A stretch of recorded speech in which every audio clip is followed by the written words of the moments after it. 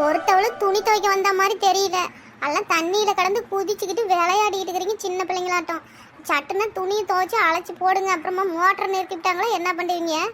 அதை தாங்க நானும் சொல்கிறேன். 2 பேரும் கேப்பனான்னுக்கிட்டு தண்ணியில் குதிக்கிறாங்க வந்ததுலேருந்து நனைஞ்சிக்கிட்டு விளையாடிக்கிட்டு என்ன பண்ணிக்கிட்டு இருக்கிறாங்க. ஆறுக்கிட்ட வேர்க்கா இருக்குது. ஒரு துணியை அழைச்சி போட்டு கூட குச்சிக்கிட்டு இருக்கலாம்ல. எப்படியோ மோட்டரை ஆஃப் பண்ணிவிட்டு போனால் அப்புறம் தூக்கிட்டு திரிட்டும் விடு பத்மினி. நீ துவைச்சி அழைச்சி போடு. அப்புறமேட்டி கூட நீயும் தண்ணி வாத்துக்கிட்டு இருப்ப, தண்ணிகிட்டே கிடப்பீங்களாம். அவங்களோட சேர்ந்துக்கிட்டு நீயும் துவைக்காம முட்டினா அப்புறம் நீயும் தூக்கிட்டு வீட்டுக்கு போக வேண்டியதுதான்.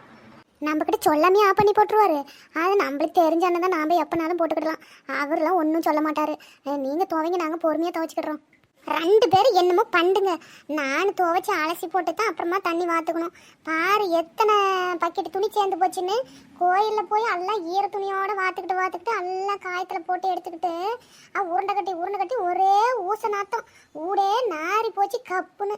அள்ளிக்கிட்டு ஓடியாந்து துவைக்கலான்னா இன்னைக்கு சாயங்காலம் வரைக்கும் துவைக்கணும் மாட்டேங்குது. அட என்னத்துக்கா போட்டுக்கிட்டு துவைக்கிறீங்க?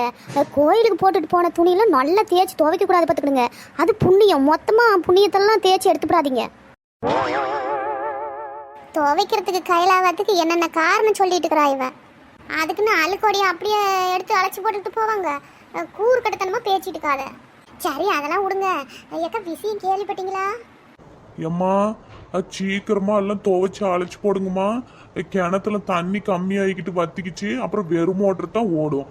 இன்னும் ஓடுனா ஒரு 1/2 மணி நேரம் 1 மணி நேரம் தான் ஓடும். அதுக்குள்ள துவைச்சு அழைச்சிக்கிடுங்க. சரி நாங்கள் துவைச்சிக்கிறோம், நீங்கள் பாருங்க. ஏட்டி என்ன இன்னும் விஷயம் கேள்விப்பட்டையான்னு கேட்டி என்ன விஷயம்? நீ தான் ஆல் இண்டியா ரேடியோ வச்சா நம்மளோடைய தான் இருப்பான். ஆனால் ஒவ்வொரு விஷயம் எல்லாம் தெரியும். உங்ககிட்ட சொல்லவே கூடாது போங்க. விஷயம் சொன்னாலும் நம்மள எப்படி சொல்கிறது? அப்புறம் சொல்லலைனாலும் ஏட்டி உனக்கு தெரியுமே என்கிட்ட சொல்லவே இல்லை பார்த்தியாங்கிறது. என்ன தான் பண்ணுறது? சும்மா சொன்னேன். சரி சொல்லு, பொடி வச்சே பேசிட்டு இருக்காத. அது ஒன்றும் இல்லை. நம்ம ஊரில் அந்த மாடசாமியில் அவங்க பையன் கூட சரியான குடிப்பானே. அவன் ராத்திரி என்ன பண்ணிக்கிறான், பயங்கரமான குடியன். கண்ணு முன்னு தெரியாமல் யாரையும் வாங்கி ஊற்றிட்டாங்களாட்டங்குது. நல்லா குடிச்சு போட்டு அவங்க அப்பனையும் அம்மாலையும் அடித்து ஊட்ட விட்டு வெளியே போங்க அப்படின்னு இழுத்து எஞ்சிவிட்டானான் பாவம். அவங்க அப்புறம் நைட்டு எங்கே போகிறதுன்னு தெரியாமல் வெளியவே எம்புட்டு நேரம் நின்றுட்டு இருந்துக்கிறாங்க. யார் அந்த மூத்த பையனா? அவன் என்ன எப்போ பாரு நல்ல சாமியார் வேஷம் போட்டுக்கிறான். அப்புறம் மாதம் ஒருக்க இந்த கூத்து தான் கட்டுறான். 3 மாதத்துக்கு முன்னாடி கூட போய் என்னமோ கோயிலில் கவர் கட்டுறேன், என்னமே குடிக்க மாட்டேன் அப்படி இப்படின்னு ஏதோ சத்தியம் பண்ணான்னு சொல்லிக்கிட்டாங்க. அண்ணாத்த கவர் கட்டி அப்புறம் இப்படி மூக்கு மட்டும் குடிச்சுப்பட்டு இழுத்து போட்டு அடிச்சா அது என்ன கணக்கு? அப்புறம் என்னத்துக்கு கவர் கட்டணும்? ஆடா அவன் என்னத்துக்கே கட்டிச்சாராங்க.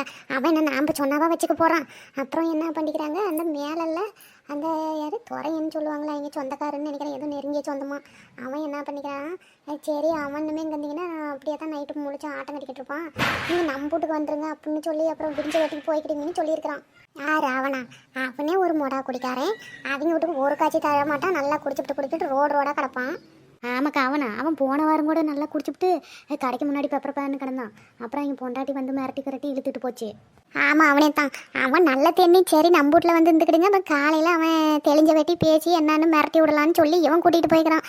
இவன் ஏதோ கொஞ்சம் தெளிவாக இருந்திருப்பான்னாட்டுங்குது. அவன் நேரம் அவங்க வீட்டுக்குள்ளே முட்டிக்கிடுச்சு. அடக்கங்காச்சே அப்படியா? அப்புறம் என்னாச்சான்? அவங்க வீட்டுக்காரி சொல்லிக்கிறா அப்படி கூட்டிகிட்டு வந்துக்கிறீங்களா? அப்புறம் அந்த பையன் நம்ம கிட்ட சண்டைக்கு ஏறிக்கிட்டு வந்துடுவான். உங்களுக்கு என்னத்துக்கு இந்த வேலைன்னு அவ கேட்டுக்கிறா. இவன் நான் கூட்டிகிட்டு வராமல் வேற எங்களா போவாங்க, நீ இஷ்டம்தான் இரு இல்லைன்னா கிளம்புன்னுக்கிறான் இவன் எடுத்தெடுப்புக்கு. அதுக்கேவா வீட்டை விட்டு போன்னு சொல்லணும்? அவனுக்கும் திமிர்த்தான். எல்லாம் திமிர்த்தான் வேற என்ன. அவளுக்கு இப்போ நான் அடுத்தவங்க முன்னாடி சொன்னால் அவளுக்கு கோவம் வராது. அவள் ரோசம் வந்துட்டு துணிமணிலாம் மூட்டை கட்டிக்கிட்டு அவன் அன்னாரத்துக்கே கிளம்பி பச்சேறிக்கிட்டாலாம். ஊருக்குள்ளே நல்லா கூத்து பண்ணுறாங்க. இப்படித்தான் நடக்குதுன்னு இல்லப்பெல்லாம் காலம் கெட்டு போச்சு. இப்படி பார்த்தா பொடிச்சலாகுதுங்க. அதுங்கெல்லாம் என்ன வாய் பேச்சுதுங்க, என்ன காரணம்? நாடு என்ன ஆகுமே தெரியல. நாடு என்னத்தை போய் பண்ணுறோம்? மக்கள் கரெக்டாக இருந்தால் சரிதான். ஆளுக்கு நான் தான் பெரிய ஆளுன்னு ஆட்டம் கட்டுறாங்க. அப்புறம் எங்கே போய் முடியுமே? சரி ஒடியாங்க, ஆளுக்கு 2 துணியை எடுத்து சட்டனை துவைங்க. இப்படி தண்ணியிலே உக்காந்துக்கிறதுக்கு எப்படி இருக்குது தெரியுமாக்கா? நல்லா சில்லுன்னு உடம்பு அப்படியே நெருப்பாட்டங்கிறதுக்கு நல்லா கூலிங்காக இருக்குது. எந்த ஏசியிலேருந்து அப்படி இருக்கும்? ஆமாம், அந்த ஓடுற தண்ணியில் உட்காந்துட்டு இருக்கிறதுக்கு எந்திரிக்கிறதுக்கே மனசு வர மாட்டேங்குது. இந்த துணியை துவைக்கணும்னு நினச்சா அதுவும் எச்சனமாக்குது. எந்திரிச்சு போகலான்னாலும் மனசு வரல. என்ன பண்ணுறது? துவைச்சி தான் ஆகணும். எங்கள் புருஷங்கிட்ட சொல்லி பேசாமல் ஒரு வாஷிங் மிஷினாச்சும் வாங்கி போட சொல்கிறேன். நம்மளால் துணி துவைக்கலாம் கையில் ஆகலம்மா. அதுவும் இந்த வெய்ய காலத்துலலாம் துணி துவைக்கிறதுங்கிறது முடியவே முடியாத காரியம். எப்படியும் சண்டை போட்டாச்சும் வாஷிங் மிஷினை வாங்கி சேர்த்துறோம். முன்ன நீ வாஷிங் மிஷினை வாங்கி போட்டீங்கன்னா அப்படி வந்து தண்ணியிலேயே நனைஞ்சிக்கிட்டு இருக்க முடியுமா? இது எப்படி நல்லா இருக்குது. மிஷினில் போட்டு போட்டு அப்புறம் வீட்லேயே குந்திக்கிட்டு கடை. அந்த ஒரு வேலை தானே 10 மணிக்கு செய்கிறாங்க, அப்புறம் அதையும் மிஷினில் போட்டு உட்காந்துக்கிட்டு சோம்பேறி கழுதுங்களாட்டம் இருக்கட்டும். ஏன் துணி பக்கெட்டில் தூங்கிட்டே இருக்குது, அது துவைக்கலாம். என்ன தவிர அதுக்கு என்ன வேற எல்லாம் பிறந்திருக்குறாங்க.